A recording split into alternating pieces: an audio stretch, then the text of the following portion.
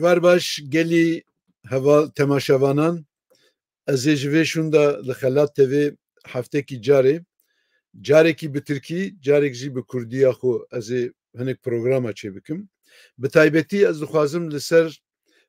li ser mevzûyên li ser mijarên pirsgirêkên ku Kurd hero qise dikin daxivin ez dixwazim ser wan biskinim li ser mijarên stratejîk û bikarbim li ser mijarên civakî li ser van tişta biaxivim. Ez hêvîdar im ku yarmetiya min bigîje daw û doza Kurdistan. Dixwazim bi wî şiklî biaxivim. Ez ê îro li ser rewşa peywendiyên jeopolîtîka dunyayê û gorankarî li jeopolîtîka dunyayê çawa bûyê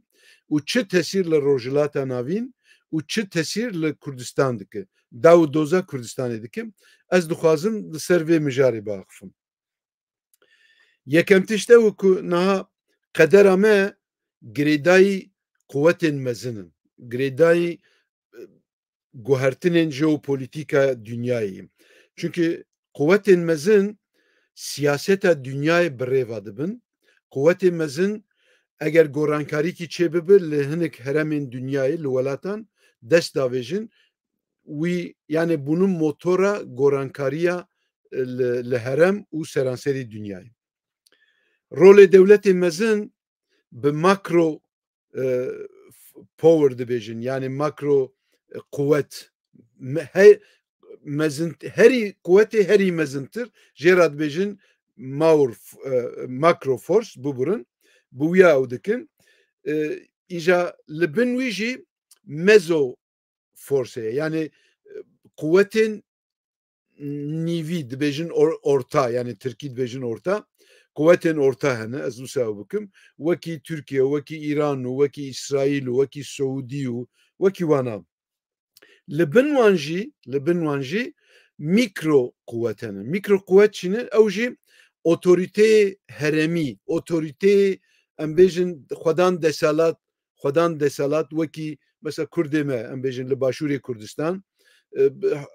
xwedanê hukmranî lê hîn yan bûne dewlet û yan jî di rêya dewletbûnê danin. Hîn dewleta xwe nedamezrandine. Ji wî re jî dibêjin mîkro quwet. Ez ê li ser vana biaxivim. Niha yekemîn tişt ew e ku quwetên mezin yekser dijî hevdû şer nakin. Mesela me dît di şerê yekemînê cîhanê de yekser şer kirin. Şerê cîhanê duhemîn de şer kirin. Feqet bi eglebê wî siyaseta xwe, nakokiyên xwe, nerazîbûnên xwe bi rêya dîplomasî û yan rûbirû û yan jî li ser welatên mezo quwet yani wekî Tirkiye, wekî İran yan wekî Ukrayna yan wekî welatê din li ser wana bi destê wana dimeşînin siyaseta xwe. Boçi ez dixwazim behsa vê meselê bikim. Heta ku em vê meselê tê negên wekî Kurd em nikarin mesela peywendiyên Amerîka û Tirkiye yan peywendiyên Çîn û em bêjin İran yan peywendiyên em bêjin Rûsya û nizanim kîjan welatî em nikarin vana îzah bikin. Ne li ser münaqeşe bikin û ne jî encamekî jê derbixin. Ji ber ku em di siyaseta xwe de xeletî nebin, li siyaseta xwe de tiştê çewt neynin pêşê, dibe ku em bi am bi giştî siyaseta dunyayê bizanibin, dunya çawa dimeşi û çawa tesîr li welatê mesela li ser mezo dibêjin quwet yani wekî Tirkiye û ew ê ortê da di welatê ortê danin yani süper puissans nînin, süper quwet nînin. Li ser wana çi tesîr dike û tesîra wan jî çawa li ser me çê dibe. Dibe ku em vana bizanibin. Ji ber wî mesela ez misalekî bidim wekî li her ewê de yani siyaseta sosyolojî fêrî me dike ku û em bi xwe jî dizanin di her ewê de çi dibêjin koşê de em bêjin di wir de siyaseta dunyayê tê guhertin. Mesela yekemîn şerê dunyayê de gorankarîkî mezin lê çêbû. kuvveta mezin yekemin li dünyayı ve çağı İngilizistan bu, İngiltere bu. Cihu pişti şerri yekemini dünyayı da cihu Amerika'yı rahiş. İja duvi devri da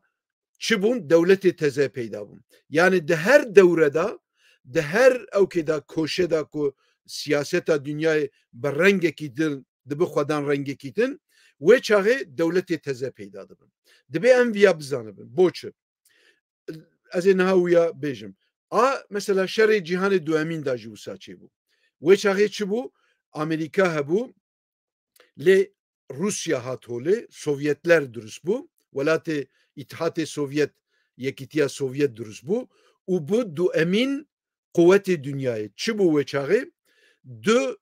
aksê mezin peyda bû, yani du polê mezin peyda bû, kuvvetê mezin. Amerika û dewrûberê wî Ewropa, yani welatê غربî em bêjin rojavayî û welatên şerqî Rusya û hevalên wî. Lê di wî dewrî de çi peyda bû? Heta ku têkçûna Sovyetler du ew süperpûsans hebûn, di wir da dewletê teze peyda bû. Lê di wexta ku Sovyetler têk çû yani têkçû nema sala 1989 wê çaxê jî dîsa siyaseta dünyayê a jeopolitik gorankarî lêbû. Gorankarî lêbû lê di her gorankarî da çi bû dewletê teze peyda bû. Mesela ew ê ku bi Yekîtiya Sovyetê ra peywendiyê wan hebûn bûn xwedan dewletê serbixweyî. Yan Yugoslavya têk çû dewletê şeş heft dewletê teze peyda bûn. Yani mabesta min meqseda min ew ku dibe ku em bizanibin ku wexta siyaseta dünyayê da gorankarî çêdibe dewletê teze jî peyda dibin. Ji ber wî anha em hatine merhelekî teze, nîvokî teze. Çi ye? Ew jî di şerê Ukrayna û ew ê da Rusyayê da ku dest pê kir, şerê Ukrayna û Rusya merhelekî teze li dünyayê li nav siyaseta jeopolitika dünyayê da gorankarî peyda kir. Şerê Ukrayna û Rusya dest pê kir. Ew gorankarî bi wî dest pê kir û du pol, du aksê teze berbi ew çûn, berbi avabûn çû. Lê hîn jî krîstalîze nebûye. Feqet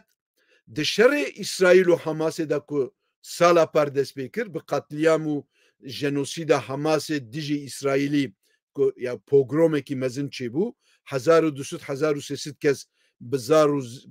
jin û minal û esker û herkes hatin kuştin di nava çend saata da ew bû sebebê şerê İsraîl û Hamasê. Wî wextî ew gorankariya ku bi şerê Ukrayna û Rusya dest pê kirbû hat merhelekî teze. Hat merhelekî teze û nakokî yani santr merkeza siyaseta dünyayê ji şerê Rusya û Ukrayna hat rojhilata navarast. Em di rojhilata navarastanin. Yani hinek yani em bi fireyî qise bikin rojhilata navîn. Kurdistan di santr di merkeza rojhilata navîn de ye. Ji ber wî em niha hatine merhelekî teze ku Rusya ciyê xwe berê süperpûsans yani süper Türk dibêjin süper güç, süper kuvvet ciyê xwe winda kir, Çîn ciyê wî tijî kir. Çîn ciyê wî tijî kir. Niha du aksê mezin henin rojhilatî yani Türk dibêjin batı rojhilatî û rojavayî. Şerq û Gerb. Gerb serekêşî bi destê Amerîkayê de ye. NATO welatên NATO ew jî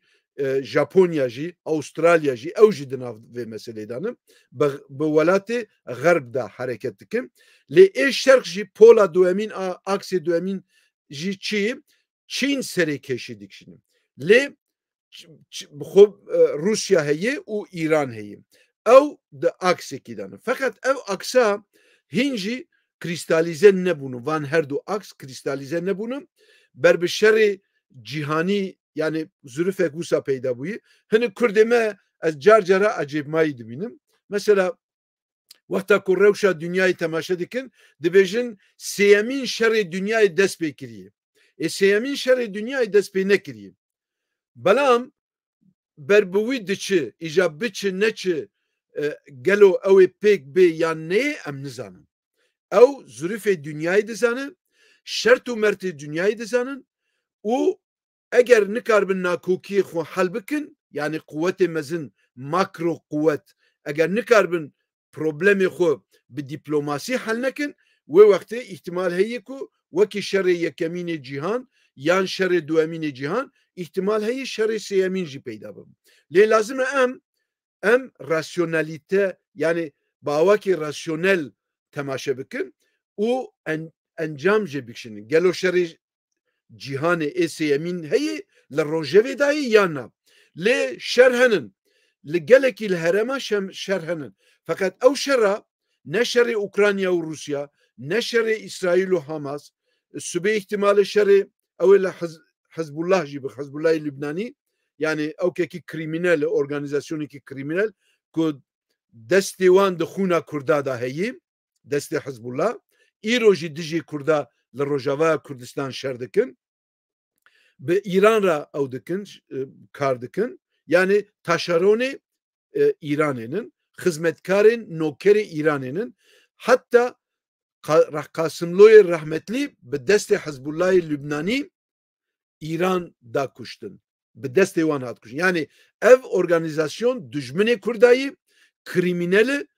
krîmînelin ne tenê İslamînin fakat krîmînelin û dijî daw doza Kurdistanın velhasıl ew mijarekî din lê mabestê min çi şerê İsrail û Hamas dinamîkekî durust kiriye ew dinamîka şer îro roj bi roj zêde dibe roj bi roj zêde dibe pişta Hamas hat şikestin subê duspe şerê Hamas yani nav du mehada şeş mehada ew ê xilas bibin lê di van roja da ihtimala mezin heye ku ev dinamîka şerê ku Hamas û İsrail ku dest pê kiriye bi destê wan dest pê kiriye ihtimala mezin ew ê li Hezbollahê Lübnanî xin û piştî jî ew ê li rojevê da di çi dibêjin di ajanda di vî dinamîka şer da İran jî heye İran ez her tim dibêjim devê topê dayê yani ew ê li İran bixin ji bo gelek sebeba ew ê li İran bixin yekemîn sebeb ew ku İran bê şer najî wexta ku şerê wexta ku şoreş dibêjin şoreşa İslamiya İranî ku çêbû 1979 da ku çêbû di wî wextî heta îro da bê şer jiyan nake İran yani İran egal şer tu li rojhilata navîn temaşe dikî tu ku derê kevirekî tu rakî li bin İran dertê İran di wir da yani çi dibêjin Tirkî dibêjin ocak yani ewkê Kurdî çi dibêjin ême welhasıl li her derî şer durust dike li her derî şer durust kirî boçi ji bo mesleheta xwe berjewendiyê xwe ku bik ew ê dibêjin hîlala şîa ku durist kiriye ji ber ku ew hîlala şîa bijî van şerra durist kiriye û Tirkiye jî bêguman duemîn xirabkiriya ku li rojhilata navîn heye ew jî Tirkiyeyê em ê niha behsa wî jî bikin niha dibe ku em ku wexta ku em behsa jeopolîtîka dünyayê dikin dibe ku em bi awakî stratejîk bifikirin awakî piçûk na yani vizyona me gelekî firebe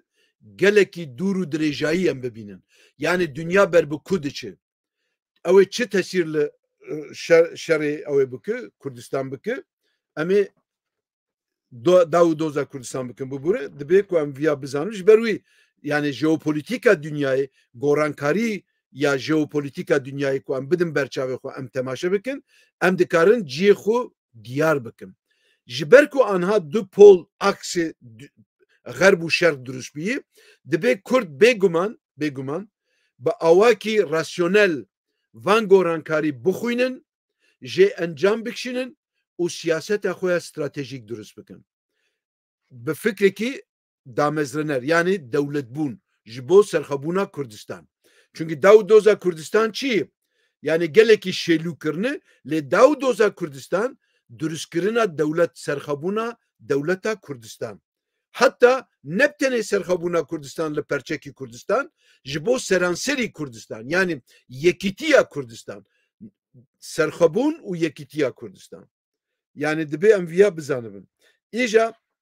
vi وقتا ku min behsa dinamîkê ew ê kir şer kir ku ew ê li Hezbollah bixwe Hezbollahê Lîbnanî û ew dinamîk ew ê li ew ê jî bixwe li Îran jî xwe İran û İsraîl tu zanî hûn dizanin gelekî piçekî şerê wana dest pê kir lê Tirk gelek ditirsin bo Tirk gelek ditirsin niha ez dixwazim li ser viya biaxivim gelî kevala li dünyayê de sê cî henin sê santr henin merkez henin ku li wî yani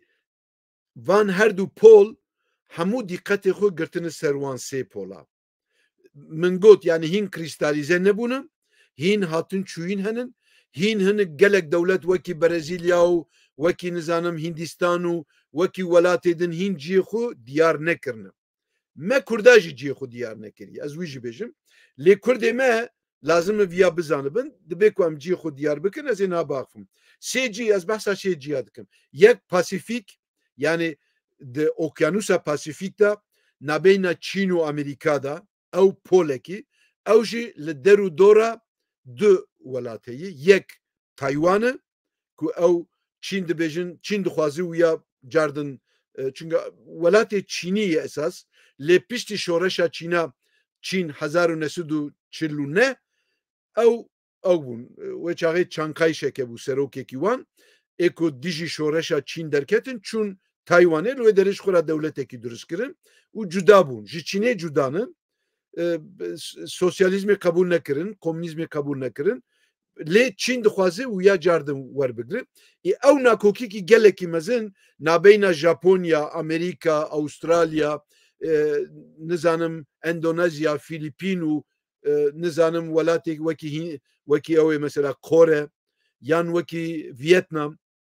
nakokîkî mezin durist kiriye çünkü Çîn îro bûyî duhemîn quwetê makro quweta dünyayê herkes ji Çînê ditirse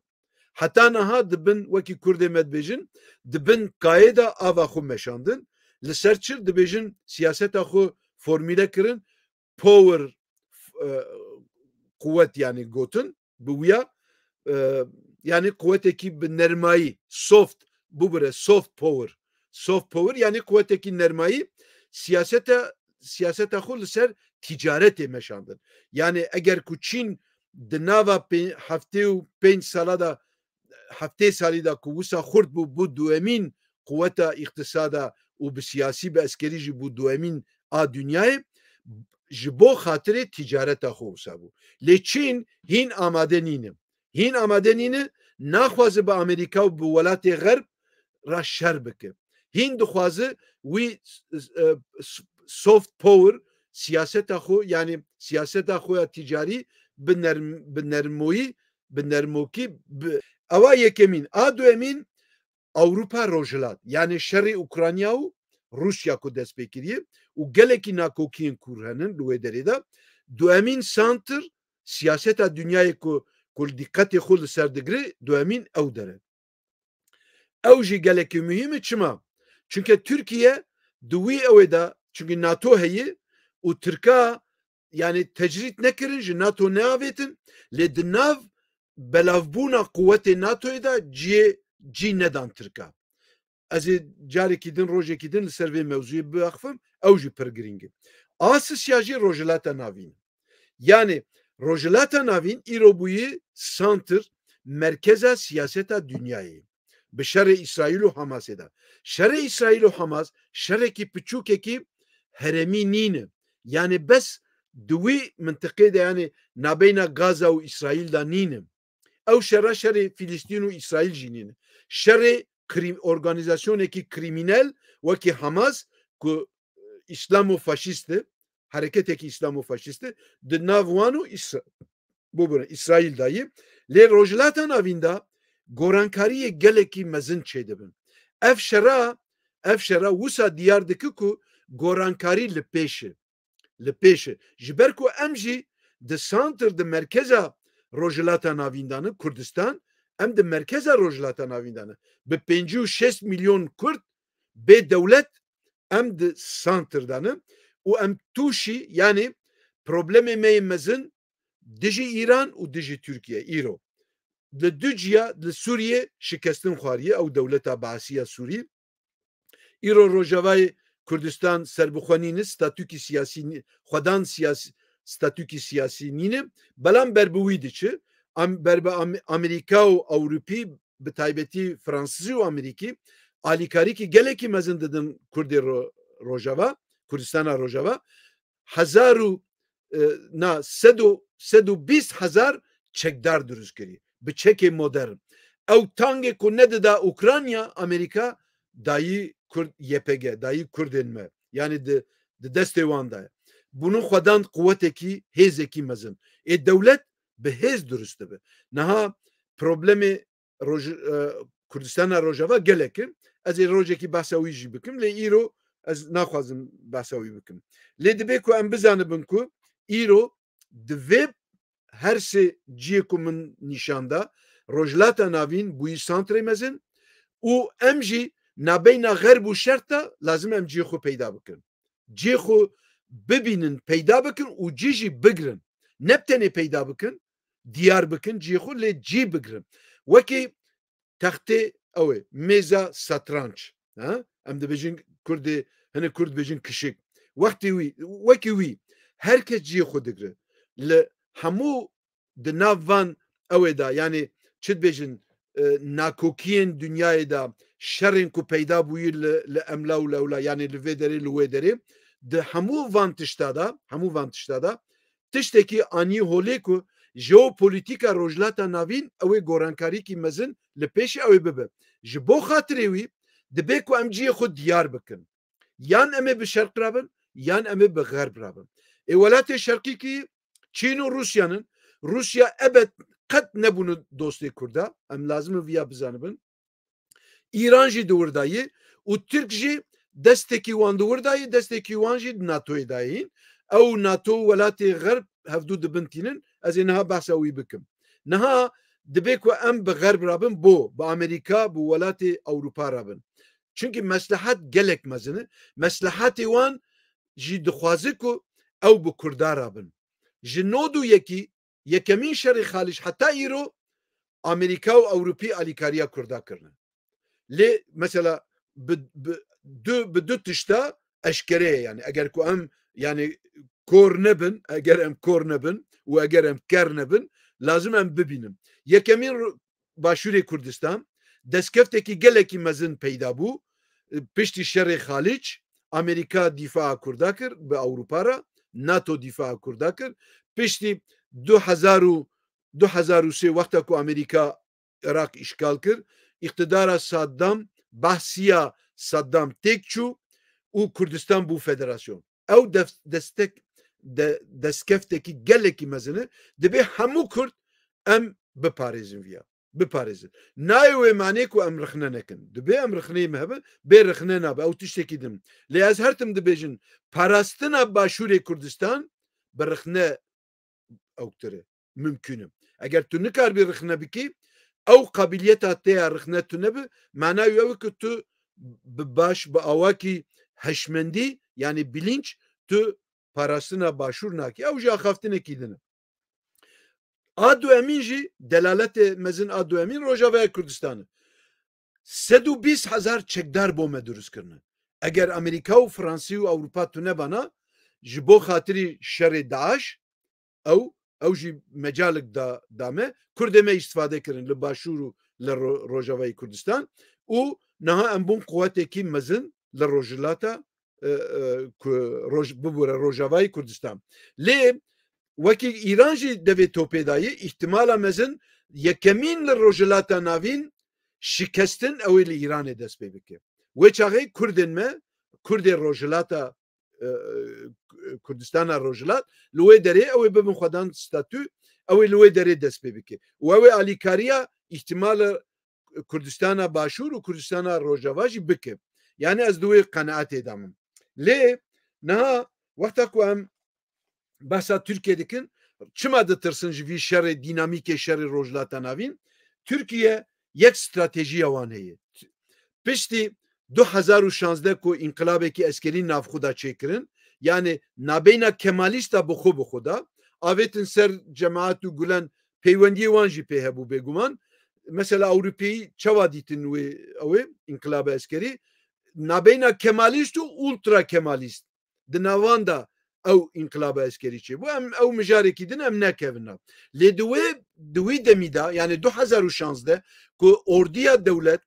dibêjin emîr komuta zincirî yani ew zincîrê ku hemû girêdayî komuta girêdayî Genelkurmay yani Sererkanê Türk Genelkurmay Başkanî Türk dibêjin girêdayî wî di wir da şikestinekî mezin xwarin û orduya wan lawaz bû yani zayıf bû ji bo xatirê wî çi kirin hem stratejîkî teze anîn gotin stratejiya otonomî yani nabeyna wan û NATO xirab bû Amerîka tozekî xirab bû hîn jî berdewam e a welatê Ewropa xirab bû çi kirin gotin em ê stratejîkî dayînin ku li ser du esasî yek teknolojiya eskerî em ê bibin xwedan serbixwe yani teknolojiya xwe durust bikin ji xeyrî NATO ji xeyrî welatê Ewropa û Amerîka a du da jî dibêjin yani otosufîzan bi awayê li nahiyê li mistewa enerjî bibin otosufîzan yani bibin xwedan enerjî enerjiya wan tune ne petrola wan ne gaza wan tune tişkî wan tune pêxwasin wekî Kurdê me yê Diyarbekir dibêjin Türk pêxwasin di îxtisada dünyayê da îro pêxwasin perê wan tune polê wan tune îxtisada wan jî di zirûfekî xirab danim lê dixwazin çavê wan li gaz û petrola Azerbaycan û Kurdistan bû Azerbaycan dîtin ku nikarin azeriya Azerbaycana ew Aliyev bixapînin peywend bo xatirê wan û peywendiyê İsraîl û Azerbaycan gelek xurtir welhasil ew jî mijarekî din lê çavê wan hîn jî li petrol û gaza Kurdistana gaza Kurdistan başûrê Kurdistan çaremîn rezerva dünyayê tiştekî ecêb Ewropa gaz û petrola Rusya li Ewropa êdî çû nema berê xwe dan rojhilata navîn bi taybetî Kurdistan ji ber wî gelek dixwazin ku gaza Kurdistan rê peyda bikin yani Ewropî dibêjin aşemînman yani sevkiyata wî gazî ew ê çawa Tirk dixwazin li ser Tirkiye bibe lê ez dijî vê tiştî me ez her tim dibêjin lazim e Kurdê başûr jî dij bin mesela yeneke naxwaze lê PDK dixwaze bi Tirkara wî îşî bike ew jî mijarekî dine dibe em alîkariya Tirkan nekin Tirk di zirûfekî xirabdanê bi vî ewa wana zirûfê wanê xirabkerî da dibe em alîkariya wan nebin Tirk û Faris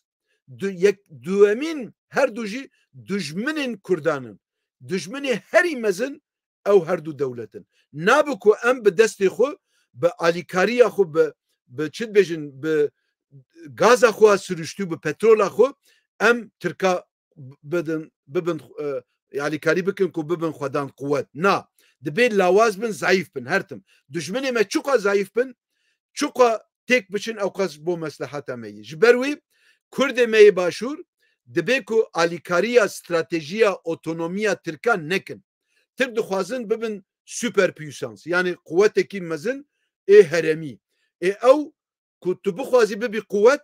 meslehata te û meslehata Xerbiya meslehata te û meslehatê din ew dibin yani şer peyda dibin nabeyna wan da nakokî peyda dibin li ji ber vî xatirê nakokî a Tirka û ku Ewropa û Amerîka durust bûyî Kurdê me dikarin bi dîplomasî bi awakî aqilane bi awakî vîzyonekî fire û bi stratejiyekî millî dikarin îstifade lê bikin lê ew jî mewzûkî dinim ez dixwazim zêde ew nekim gelî hevala yani min gelekî dixwazim ser gelek tişta biskinim lê ez dixwazim program her programekî xwe bi nîv saetî yan nîv saet û 5 deqe yani bi kurtayî ew bikim naxwazim zêdetir dirêj bikim îro ez her tim dibêjim tünel wekî tünel bifikirin di dawiya tünelê da ronayîkî piçûkeyî ji bo me Kurda em dibe îstifade bikin ciyê xwe diyar bikin bi welatê Xerb bi NATO bi Fransa bi Amerîka ra bi wan ra îtifaka xwe ew bikin çê bikin durust bikin bibe ittifakekî siyasî ki stratejik behsa taktik maktik nakim û peywendiyê xwe li gel Tirkiye û İran biqetînin bi radîkal eger bi radîkal nebijî dibe ku em bi awakî din peywendiyê xwe durust bikin yani wekî caran nekin çünkü Başûrê Kurdistan îro eger yekîtiya Kurda tune bi yekem sebeb Türk û Faris'in dewleta Tirkiye û dewleta İran'ın yekem sebeb ew in berê min digot yani çawa dibe ku Kurdê me yekîtiya xwe durust nakim min digot belkî nakokiyê nabeyna wana dîrokiyê çi dibêjin berjewendiyê wanê îqtisadî heyî mesela nizanim rüşvet gelek tiştenin sedemenim min girêdayî wî dida lê min eva çendîn sal e min dest ji wî berdayî yekemîn sebeb dijmintî û dijayetiya wana tarîqînînim dîrokînîne yekemîn sebeb Tirk û Faris'in dewleta Tirkiye û Faris'in û Tirkiye jî îro metirsînekî mezin li Kurdistana Başûr durust kirî îşgal kiriye beşekî badînan mintika heremê badînan îşgal kiriye û dixwazî wî îşgalî her bimînim û zêde jî bike ji ber wî dibe ku Kurdê me bi awakî din bifikirin bi stratejîk bibin rasyonel çünkü Kurdê me gelekî emosyonelin bi emosyon yani bi hissiyat siyaset çênabe her kî bi hissiyat siyaset kiribe ew têk çûye bo xatirê wî dibe ew dîrokiyê yani ew emosyonel hissiyata me ya em milletekî wisanin hissiyatekî gelekî mezin dime dayî û ew hissiyat astengî durust dike ku em di siyaseta xwe de rasyonel nebin di siyaseta xwe de stratejîk nefikirin em dibe dest ji wana berdin ew ji mijarekî dinin ez dixwazim gelî hevalan niha programa xwe dawî bînim ez ê vîdarim ku ew ê berdewam bi hefta pêşiya me ez ê dest bi Tirkî bikim programekî Tirkî çê bikim yani her wekî min got carekî ez ê bi Kurdî çê bikim yekemîn program bi Kurdiya me bû dibe ku em programê xwe Kurdî zêde bikin ew dijîtal teve rolekî gelekî mezin dilîzin bo nîqaşê Kurdan nabeyna wan bo têgiştina hevdû û bo yani durustkirina kültûrekî nîqaş û durustkirina kültûrekî siyasî her yekî vana her yekî wî mijarekî dinin cuda cudanı em ê ku firset bimîne em ê li ser van mijara biaxivin niha ez dixwazim ku bêjim ku yani rêya me vekiriye rêya Kurda vekiriye lê dibe li ser me mayî dibe em vê firsetê ew ku hatî ber destê me em pê bigirin bernedin ez dixwazim ku hûn bibînin nav xweşî û silametî de heta pêşema pêşiya me ku ew bi Tirkî bi bibînin nav xweşî û silametî de oxir bi ji were bi Kurdî bi zazakî jî bi Kirmanciya Dêrsimî em dibêjin xatir bi sima oxir bi serçavan û bibînin nav xweşî û silametî de serçavan